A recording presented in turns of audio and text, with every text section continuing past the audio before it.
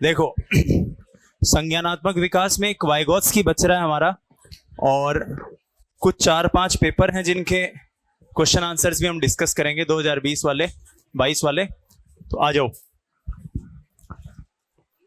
Vygotsky का जो सिद्धांत है उसमें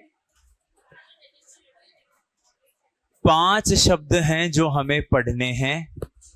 किसमें? वाइगोत्स्की के सिद्धांत में। कितने शब्दों के अर्थ जानने हैं? 5, जिनमें से एक का अर्थ जान चुके हैं, वो है स्कैफोल्डिंग। इसके अलावा 4 चीजों के बारे में और जानना है, और वाइगोत्स्की का पूरा सिद्धांत हमारे कंसिडरेशन में, हमारे कंट्रोल में होगा। तो सबसे पहला हेडिंग लगेगी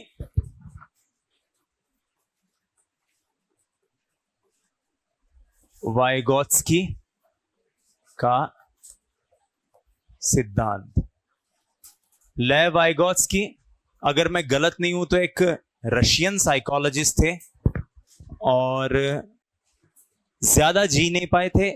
35-36 साल की उम्र में, शायद 38 साल मैक्सिमम रहा होगा, तब इनका देहांत हो गया था। और इनके जाने के बाद इनकी रिसर्च लोगों के सामने आई ज्यादातर तो, और ऐसा भी माना जाता है, कई मनोवैज्ञानिकों ने इस बात की पुष्टि करते हुए कहा है कि यदि लेव वाइगोत्स्की ज्यादा समय तक जीवित रहते तो शायद मनोविज्ञान की दुनिया में और बड़ा कंट्रीब्यूशन करते। वाइगोत्स्की के सिद्धांत को संज्ञानात्मक विकास का सामाजिक सांस्कृतिक सिद्धांत कहते हैं। देखो, एक थ्योरी थी ज्ञान के निर्माण की। पियाजे बोलता था कि व्यक्ति खुद स्वयं से ज्ञान को ग्रहण करता है। भूमिका किसकी है बड़ी? व्यक्ति की खुद की। लेकिन वाइगोत्स्की पहला व्यक्ति था जिसने आके ये इस बात का खंडन करते हुए कहा कि व्यक्ति की तो भूमिका है ही, बालक की तो उसके ज्ञान के निर्माण में भूमिका है, लेकिन जितनी बड़ी भूमिका बालक की है उतनी ही भूमिका, इवन उससे ज्यादा बड़ी भूमिका उसके आसपास के वातावरण की है।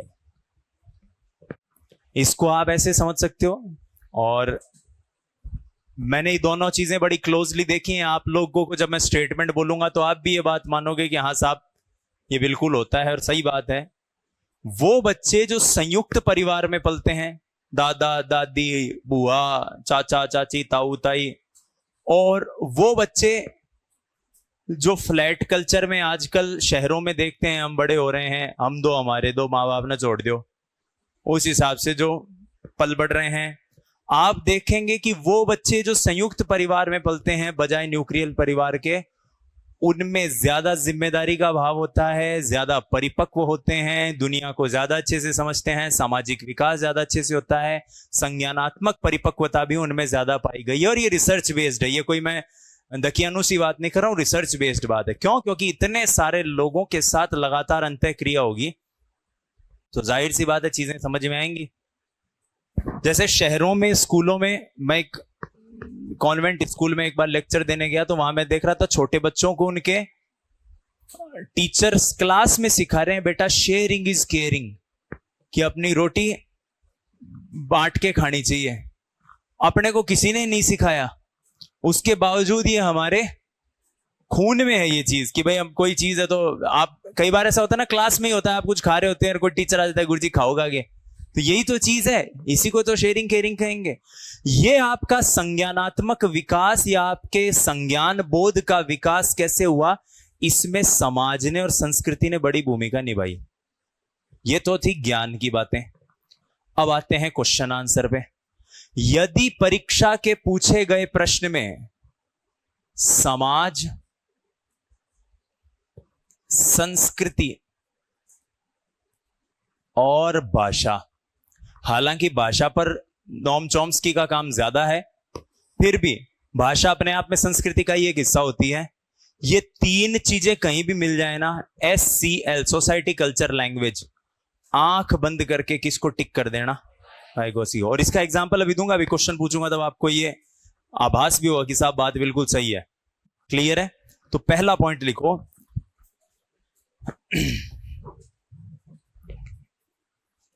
वाइगोत्स्की ने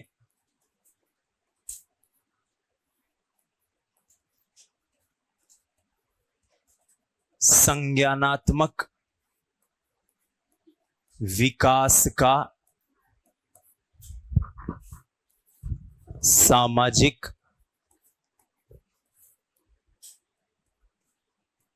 सांस्कृतिक सिद्धांत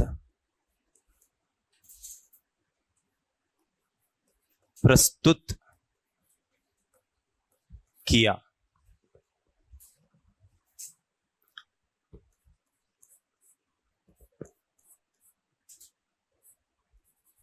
उन्होंने संज्ञान के निर्माण में समाज,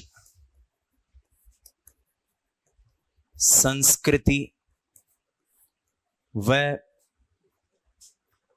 भाषा की भूमिका पर बल दिया। उन्होंने संज्ञान के निर्माण में समाज, संस्कृति व भाषा की भूमिका पर बल दिया। संज्ञान के निर्माण में समाज, संस्कृति व भाषा की भूमिका पर बल दिया। समाज, संस्कृति व भाषा की भूमिका पर इन्होंने क्या दिया? बल दिया। उन्होंने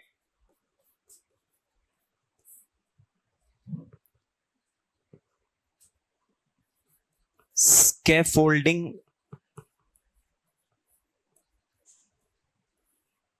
की अवधारणा का व्यापक प्रयोग किया।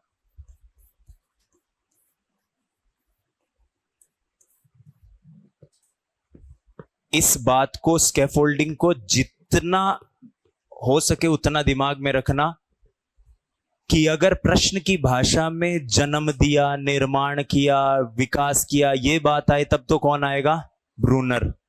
और अगर ये आ जाए कि प्रयोग किया, यहां तक कि प्रश्न ऐसा भी फर्स्ट ग्रेड में आया हुआ है, स्कैफोल्डिंग का संबंध किसके सिद्धांत से है? ब्रूनर भी है और वाइगोत्स्की भी आंसर में, तब वाइगोत्स्की ही आएगा। यानी ब्रूनर ने तो केवल इसको, ब्रूनर एक तरह से देवकी है जिसने कृष्ण को जन्म दे दिया, लेकिन कृष्ण बेटा किसका कहलाया?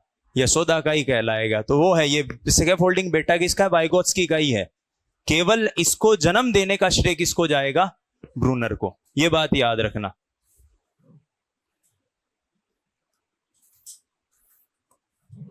ओके, अब मैं वो 4 शब्दावलियां जिसको अपने को पढ़नी है, पहली आती है इसमें वास्तविक विकास का स्तर, स्टेज ऑफ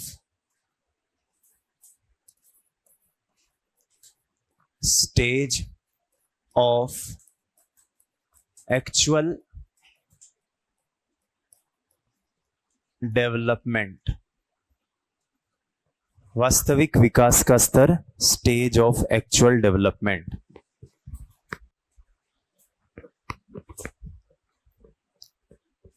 वास्तविक विकास का स्तर, स्टेज ऑफ एक्चुअल डेवलपमेंट।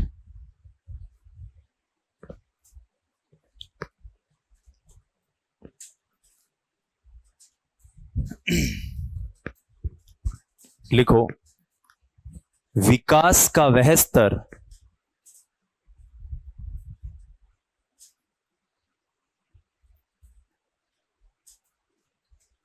विकास का वह स्तर जहां व्यक्ति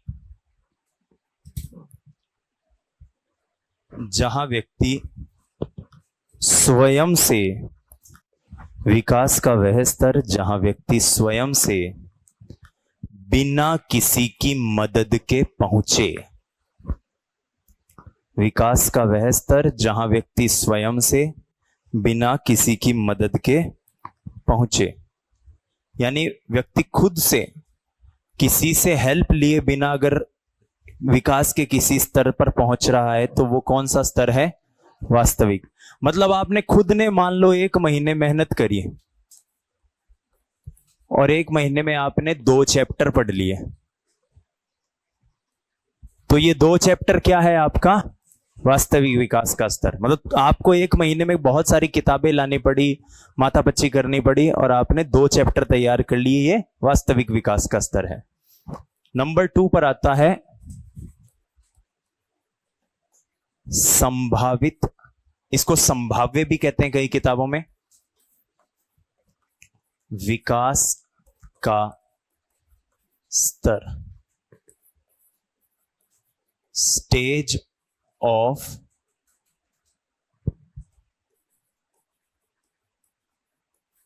प्रोबेबल डेवलपमेंट।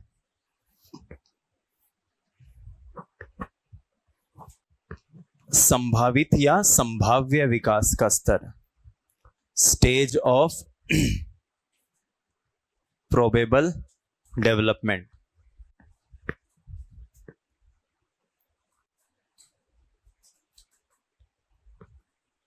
लिखो विकास का वह स्तर, विकास का वह स्तर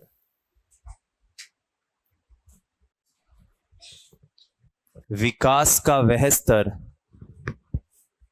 विकास का वह स्तर जहां व्यक्ति विकास का वह स्तर जहां व्यक्ति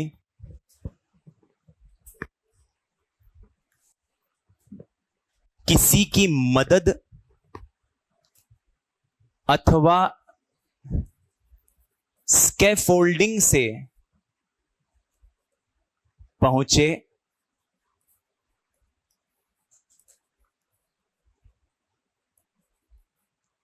विकास का वह स्तर जहां व्यक्ति किसी की मदद अथवा स्कैफोल्डिंग से पहुंचे, वो क्या कहलाएगा? संभावित विकास का स्तर कहलाता है। या फिर सीधा ये भी लिख सकते हो, किसी की मदद से पहुंचे, बस अंडरस्टूड है। खुद से जहां पहुंचेगा वास्तविक, मदद या स्कैफोल्डिंग से पहुंचा संभावित प्रोबेबल डेवलपमेंट स्टेज, ठीक है, किसी की हेल्प से पहुंचा। मतलब 1 महीने में खुद ने कितने चैप्टर पढ़े थे? 1 महीने में टीचर ने कितने पढ़ा दिए? 5। मतलब उसके अंदर 5 पढ़ने की संभावना थी, लेकिन वो कब हुई संभव? जब टीचर जिंदगी में आया। अगर टीचर नहीं होता तो कभी भी वो उस स्टेज पर डेवलप नहीं हो पाता या नहीं हो पाती, ऐसे समझ सकते हो आप। क्लियर हुआ? तो खुद से पहुंचना वास्तविक या फिर एक्चुअल डेवलपमेंट, किसी की मदद से या स्कैफोल्डिंग से पहुंचना संभावित। तीसरा और सबसे पूछा जाने वाला जो कॉन्सेप्ट है वो है इनके बीच का अंतर। खुद से अगर मान लीजिए वो 2 चैप्टर तक पहुंचा और टीचर उसको मान लीजिए 4 चैप्टर या 5 चैप्टर पढ़ा देगा, तो वो रेंज कितनी रही है? 3 चैप्टर की। टीचर ने एक्स्ट्रा कितना पढ़ा दिया उसको? इसी 1 महीने में एक्स्ट्रा कितना पढ़ाया? 3 चैप्टर। तो ये बात याद रखना, वास्तविक से जितना एक्स्ट्रा डेवलपमेंट संभावित में होता है, वास्तविक से जितना एक्स्ट्रा विकास, जितना अधिक ज्यादा विकास संभावित में होता है, या यूं कह दूं कि संभावित और वास्तविक के बीच का जो अंतर है उसको हम कहते हैं ZPD, zone of proximal development, समीपस्थ विकास का क्षेत्र। ये तीसरा शब्द है जो हमें वाइगोत्स्की में याद रखना है। क्लियर हुआ? समझ में आई बात? खुद से 2 चैप्टर पढ़े उसने, यहां तक पढ़ लिया, टीचर ने यहां तक पढ़ा दिया, दोनों के बीच का जो अंतर है वो क्या कहलाएगा? ZPD। बस क्लियर है? ठीक है,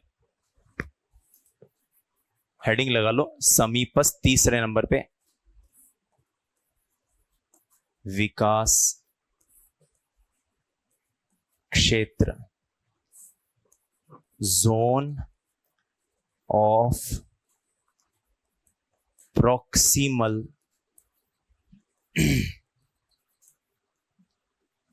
development zone of proximal development,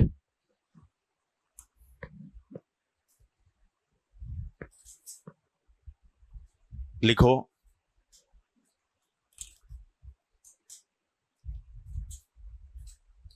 संभावित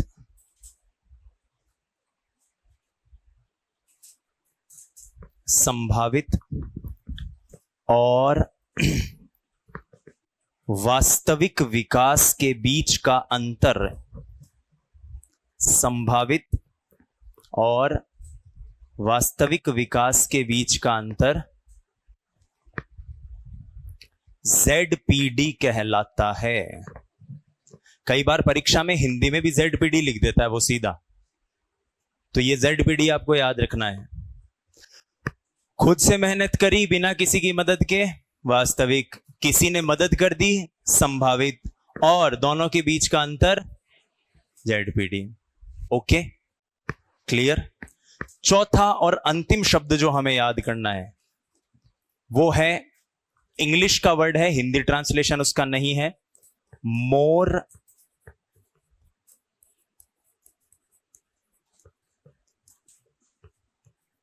knowledgeable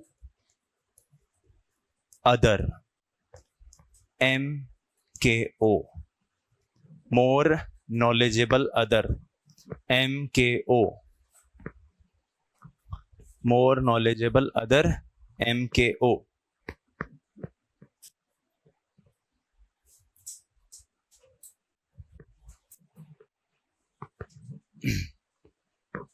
more knowledgeable other, MKO, more knowledgeable other, MKO।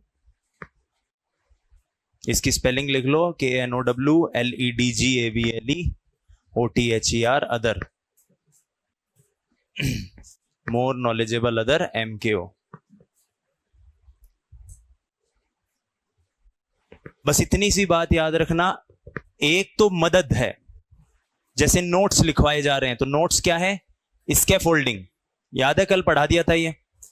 आप नोट्स नहीं लिखते, खुद से जो मेहनत करते वो क्या होती, नोट्स लिखवाकर आपको कोई व्यक्ति कम समय में उतनी ही प्रिपरेशन करवा रहा है।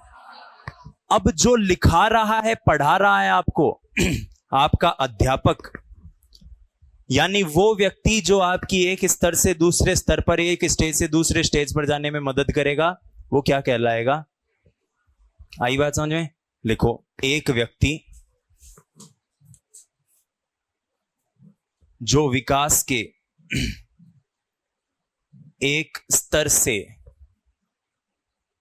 दूसरे स्तर पर, एक व्यक्ति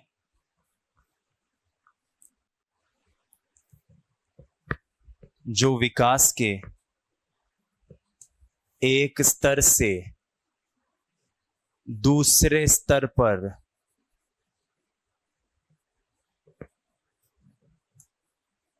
जाने में मदद करे,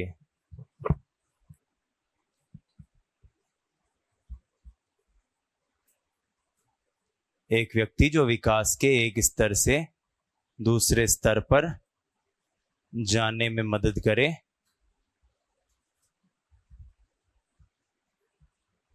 MKO कहलाता है।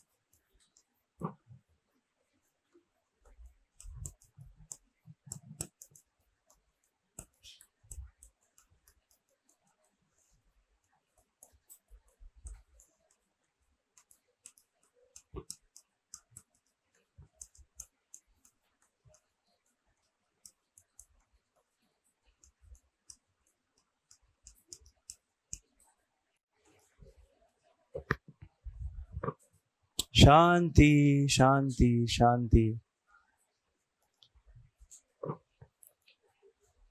देखो भाई मित्रों,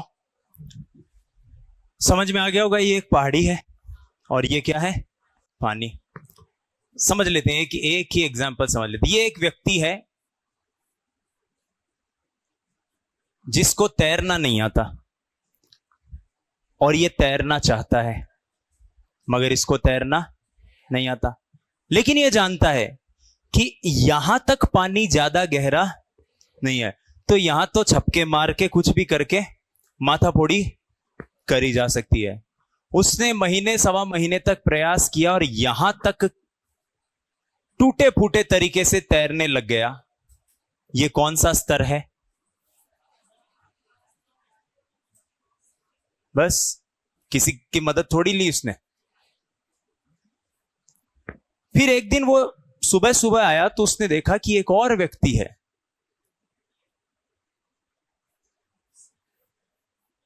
जो यहां पर बैठा है। इस व्यक्ति ने इसको कहा, क्या हुआ? बोला, साहब मेरे को तैरना नहीं आता। इसने कहा, कोई बात नहीं, एक काम कर, तैरने के लिए ये एक ट्यूब है, इस ट्यूब को शरीर पे पहन ले और फिर छलांग लगा ले, तो डूबने का तेरे अंदर से डर चला जाएगा, फिर तू इधर उधर छपके मारेगा। तो उसने कहा, ठीक है साहब। इसने ट्यूब को पहना और चला गया। इसने नोटिस किया कि कहां तो एक महीने में यहां तक पहुंचा था, और उस आदमी के इंस्ट्रक्शन और ट्यूब पहनने के बाद वो अगले 15 दिन में यहां तक तैरने लग गया। तो ये स्तर कौन सा है? संभावित। ये जो एक्स्ट्रा तैर पाया, ये क्या है? ZPD। ये ट्यूब क्या है? स्कैफोल्डिंग। ये बात याद रखना, इसको लेकर बच्चे कंफ्यूजन में रहते हैं। MKO हमेशा एक जीता जागता इंसान होगा, और वो जो चीज मदद के रूप में देगा वो क्या कहलाएगी? स्कैफोल्डिंग।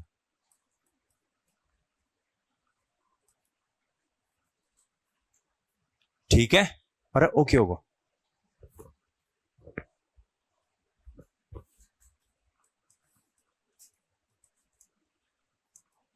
क्लियर? और ये कौन है? ये MKO है। और ये कौन है? ये अधिगम करता है।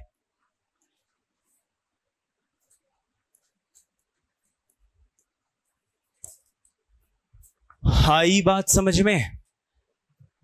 संभावित है, वास्तविक है, दोनों के बीच का डिफरेंस ZPD, अधिगम करता, MKO, स्कैफोल्डिंग, और इस तरह से ये पूरा सेटअप। अब क्लियर हुआ? वाइगोत्स्की का पूरा सिद्धांत समझ में आया? कोई डाउट किसी साथी को? बताओ भाई, कोई डाउट नहीं है? चलो।